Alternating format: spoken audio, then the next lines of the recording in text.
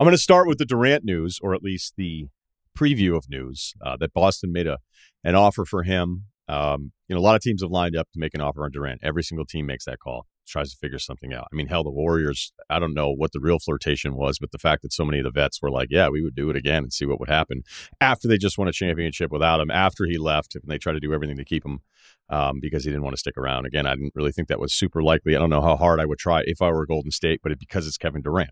So let's examine all of this. If you're talking about a trade being built around Jaylen Brown, which is what was reported today in The Athletic from Shams, that's a trade I would do. Yes. Now, of course, that's easy to say. If you look at Durant, you're talking about one of the three best players of his generation, somebody that could flirt with finishing as a top 10 player overall. He's still got some work to do, I think, when it comes to that. He was in the MVP conversation this season, and I mean like a real part of the conversation, not just DeRozan having an awesome week and then people claiming him that, it's like getting mad about who's in third place for the MVP. The Nets were actually 29-16 at some point, and that was a season where you still had James hamstring Harden. That was before he had officially kind of quit on them, and the Kyrie back and forth of not knowing what you would do. And then, of course, we know how it all fell apart. But I'm not going to look at the first round sweep against Boston and try to have this. I don't know. I think the recency bias happens so hard now with some of these players after just a bad postseason that we can kind of let that probably inaccurately shape the way we feel about players. So I think the world of Durant, not to say that there aren't some problems. So if you're talking about building a trade around Brown for Durant, then the complication becomes, okay, what other pieces are we talking about? Because a trade for Durant with that group, depending again on what they would give up, makes you the favorite in the East. I don't think that's a reach. Yes, you're still going to be afraid of a healthy Milwaukee. That would certainly take away Brooklyn as a contender. Philadelphia's going to be better. It's just a matter of what Harden looks like this season and how much trust you'll have on him. I mean, his playoff run has been so bad, it's almost like Harden's due for some playoff season that looks pretty good. So you add Durant to the group of Tatum and the other pieces, you're a better basketball team. So I think that part of it's simple. But now we start saying, okay, Jaylen Brown, and what? Is it smart? Entitled Defensive Player of the Year. I don't think he should have been Defensive Player of the Year. But it's not like I left him off my ballot. Grant Williams, really nice player. Going to get better. He's turned into a hell of a shooter, can defend multiple positions, but we're still talking about somebody who's probably coming off of the bench on a really good basketball team. And then it gets to the draft picks. And this might be the most important part of the discussion because you're going to hear people screw this up. Because I've already heard it, all right? Because if you look at the other deals and you think, well, if Gobert was this, or DeJounte Murray was this, or Paul George was this, then what's Kevin Durant going to be? 10 draft picks? Because we've seen these teams just fall over themselves to trade some of these picks, and some teams it's going to completely work out. And you're going to go, you know what? A couple years removed from this, wasn't that big of a deal. All those picks landed in the late teens and 20s. You guys shouldn't have criticized us. Well, that's playing the results. It's just a fundamental belief of like some of the teams that are going to luck out. There's going to be other teams that get completely burned by just moving unprotected picks 4 and 5 years from now. It's going to happen. But that would be making a mistake if you're saying, well, here are the comps, player, and 6 picks. I'm already seeing it. Well, if Gobert gets you 4, kind of 5 picks, if you want to include the Walker Kessler part of the transaction, if DeJounte Murray is 3, maybe 4 picks with a swap in there, 2 that are unprotected, one of the picks coming from Charlotte, then Durant's going to be worth like 8 picks. No, that's a mistake because Jaylen Brown is so much better than the other players that are coming out. Like we're not talking about comparing Jaylen Brown to Pat Beverly or Vanderbilt. Danilo was waived as soon as San Antonio got him. So that is a mistake to try to look at the draft landscape and do some kind of comp that if Gobert is this, then Durant is this. Because Jaylen Brown by himself, if you just said, hey, tomorrow we'll trade Jaylen Brown just for picks, he's 3, maybe 4 picks, unprotected. So I don't think it has to be some kind of deal where it's 3 players and an absurd number of picks just because Durant's name is attached to this. And I think people are going to keep making that mistake. And I'm just trying to tell you, don't make the same one.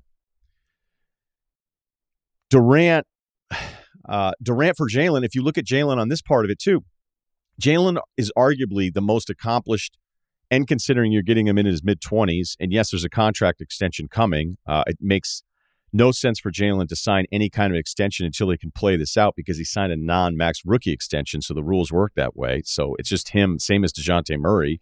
It's like, it's not because I hate it here. It's because it doesn't make any sense for me to potentially leave money on the table by signing an extension earlier than I need to, which would be for less money. So Jaylen not signing, I don't think is some kind of warning sign for the Celtics.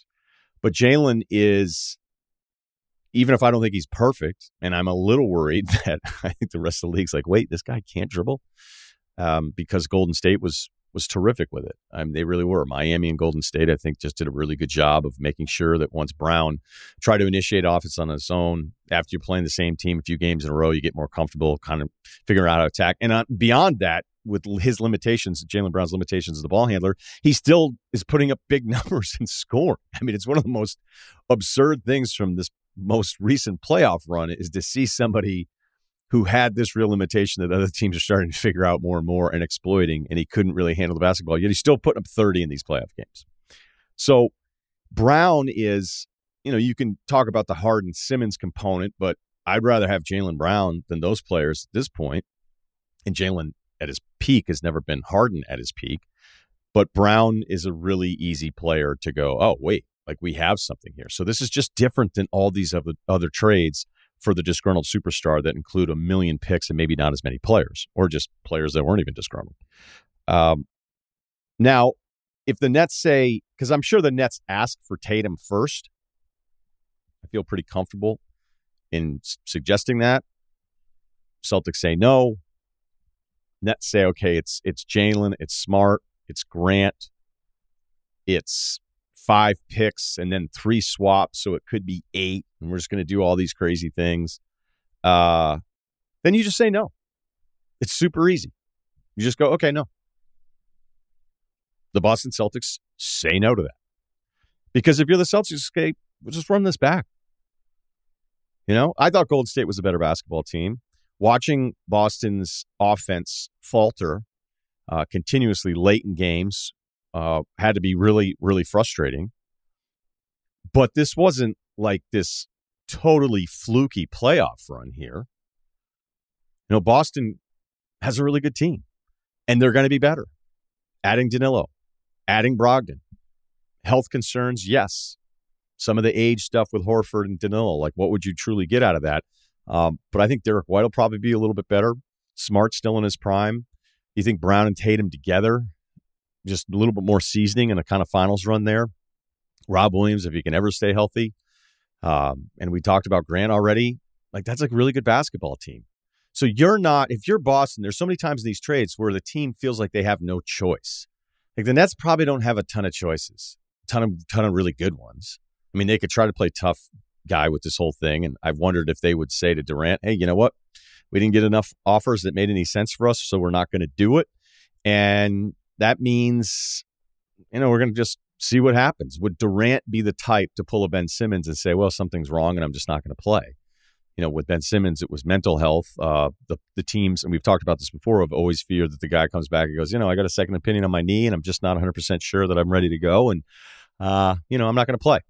And that's the power that the players have. And that's the thing that teams will always fear. They'll talk about it to you. Not on the record, obviously, but they just talk to you about it. Would Durant actually be that guy, a guy who loves to hoop? Would he do that? I mean, that'd be quite the bluff to call and say, we just didn't like the offers. Let's run it back. And, then you've got the Kyrie component, which is still tough to try to figure out where that's going to go. So the Celtics don't have a current problem. They're not trying to solve their personnel issue. They don't have a transactional problem. They have a really good basketball team, so they don't have to pay this exorbitant price because they feel like they're boxed in. They're checking on the price.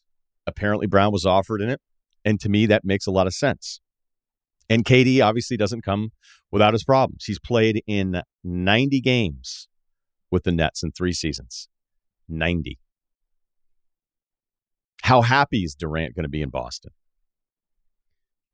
4 years left on the contract, but we know that doesn't mean anything anymore. So would Durant come in for a year and then go, I really don't like it here either? I mean, it's not an absurd thing to ask. So we're talking about somebody who will be 34 in September. I love him to death. Love his game. These are the kinds of players that you try to get on your team once, one organizational run. You hope to one time have a guy like this. And yes, he's older and he has the injury history and all this kind of stuff. But I think at least in those first couple of years, it makes you a better team that's fighting for a championship. And guys like Durant figure it out. I love my favorite basketball player is the player who can figure out how to get his offense on his own when everything else is breaking down in the highest pressure moments. And Durant is at the top of that list. There's another part of this, too, that I've already seen everybody freak out about, which I get this part of it, with Jaylen Brown tweeting out, shaking my head. That's SMH.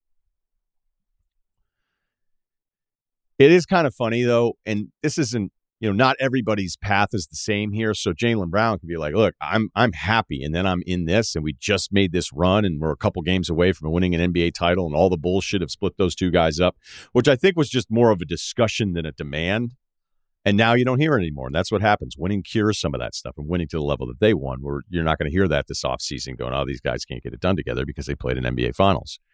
But as disappointed as he is, it did make me laugh a little bit about how I've seen so many players, people that are very pro-player, have no issue with any player wanting out of any situation, where I think everyone's situation here is different.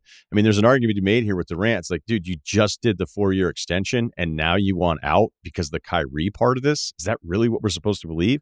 And I love Durant, but it also means you can criticize him for it. But it also would be a massive warning to the next team bringing him in, wouldn't it? But with Jaylen Brown to go, SMH with the tweet today because he's involved in this rumor, it did make me think of, well, no, right now it's just the players taking back their power.